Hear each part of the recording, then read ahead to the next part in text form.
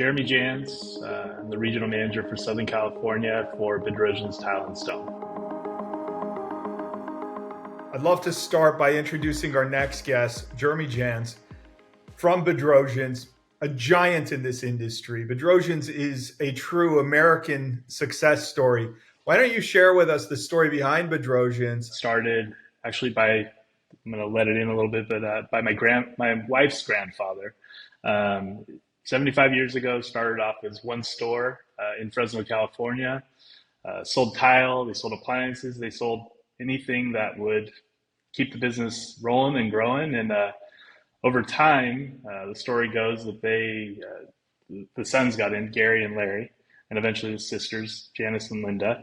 But they had some Italian tile vendors come to them, and they wanted to sell them tile. So they made a decision as young guys, and they brought in some Italian tile. Not sure if it was with the blessing or against the blessing of Dad, but brought it in. And the story goes that they brought it in, couldn't keep it on the shelf. It sold faster than they thought it could, and that was kind of the beginning of growth, And I think they parlayed that into adding more and more stores over time. And you've seen a good part of this amazing journey. First of all, family business, but it's taken that family business and truly built it into what is one of the preeminent brands in stone and tile throughout all of America.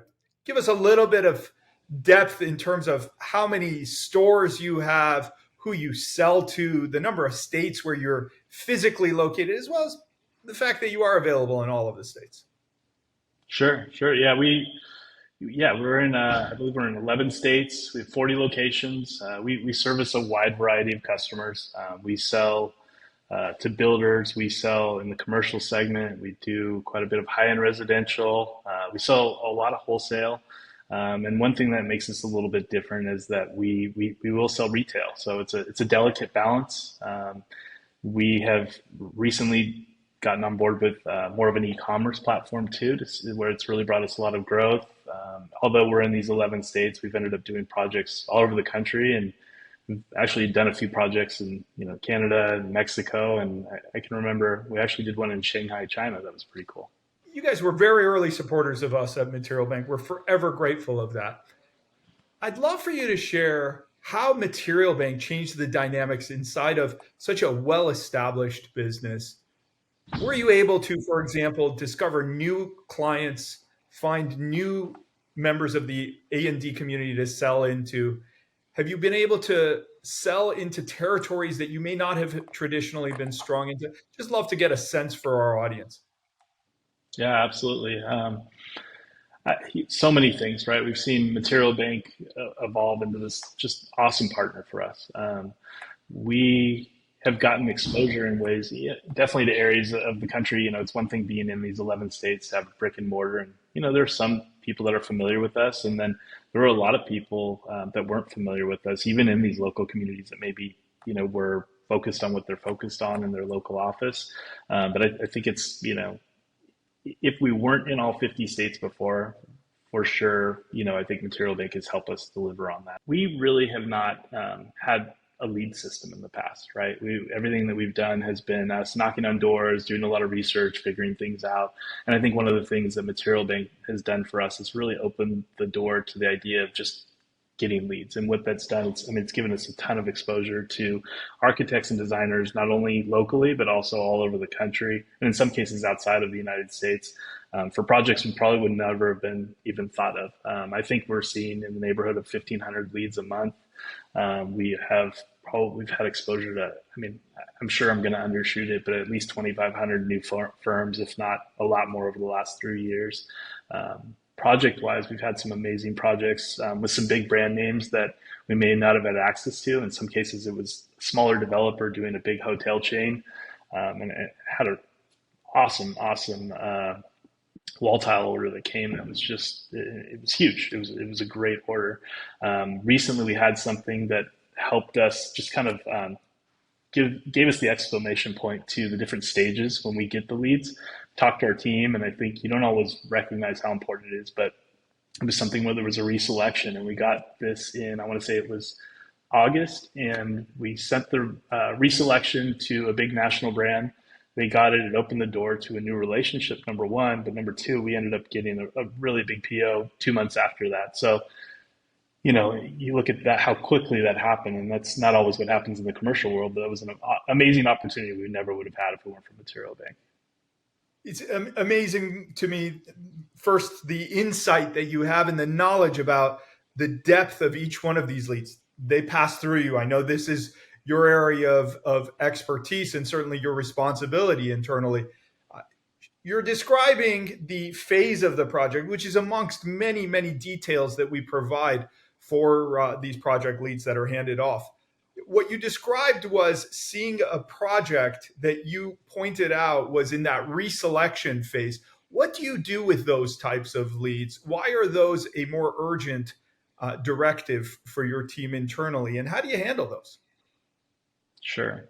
I think, with reselection, that something is coming quickly, right? So there's probably a group that's in a position where the project is already coming. It's not something that we've been tracking for 2 to 3 years. They've already done that work, and for whatever reason, maybe it was something was out of stock or discontinued or maybe over budget.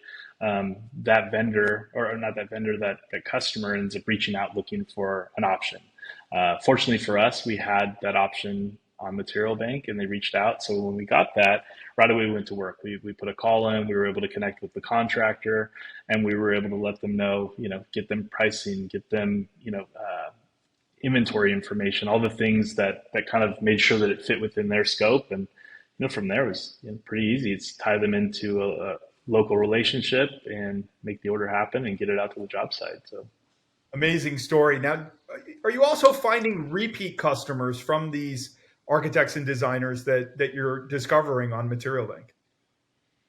absolutely, I think that the timing of us really diving back in post COVID, or really engaging more post COVID, we found ourselves really working at more of the virtual relationships where we don't have brick and mortars. Yeah, I mean, over and over again, we've had people that, maybe we wouldn't have access to, number one, with, even they wouldn't know who we are. We wouldn't have known how to reach out to them. That's opened that door. And I think just through technology and just follow up, it's turned into some great relationships that have, turned into a number of different projects and opportunities, and probably quite a few opportunities we haven't seen quite yet just because we know they're in the pipeline. Amazing. I'd love for you to share with us the steps that you're taking towards sustainability, which is an important function, not just for the ecosystem, but the architect and design community really pays a lot of attention to that. Sure. Yeah, I would say, I mean, even back to when we owned a factory in China, I know that, that the just having a clean factory, a solid factory, the sustainability and the recycled content was important, but we've pivoted away from that. And I think now what's become important is, evaluating the manufacturers that we're working with too. We want to make sure that we're working with the highest quality manufacturers. We want to work with factories that care about the things that we care about. I think, having that sustainability story is important. Recently traveled to Vietnam, as you mentioned, and one of the things that was important is, meeting with people that were running well-run, factories that are very clean, and that, that they were running in a way that they were using recycled content. And they were just, very thoughtful about their processes. Tell me, given that you've been here this period of time, what surprised you with Material Bank? The story that I always love to tell is your promise, as far as you're letting designers know that they're gonna order material by 11:59, and by tomorrow morning at 10 in the morning they're gonna have product on their doorstep, all in one nice box. And then beyond that, you go an extra step to give them a way to send it back. I think it's an amazing story. You guys have thought of, seems like, everything. If one of your competitors came to you and said, "Should I join Material Bank?" what would you say to them? It's a tough one. I would definitely say yes, but I know that we're opening the door to a fantastic opportunity for them. But I think it's great for the community. I think it's a good thing to be a part of. I know a number of our competitors are there, and I'm sure they're having the same experience. Right? It gives us great exposure. It gives us all an opportunity to put our products out there. I think it's a great story. I think being engaged and involved with you and your team is huge. I think you guys have amazing support. guys have been very intentional with us as far as having meetings and making sure things are going. And I feel like you listen when you're asking if there are things we want to have adjusted. I think one step that takes it further, whether I was telling a competitor or anybody that wanted to jump on, is the reporting is amazing. You get exposure to do some beautiful looking reports, but very useful reports that we've been able to share with our salespeople and our managers and our teams that I think illustrates this, the opportunity of Material Bank.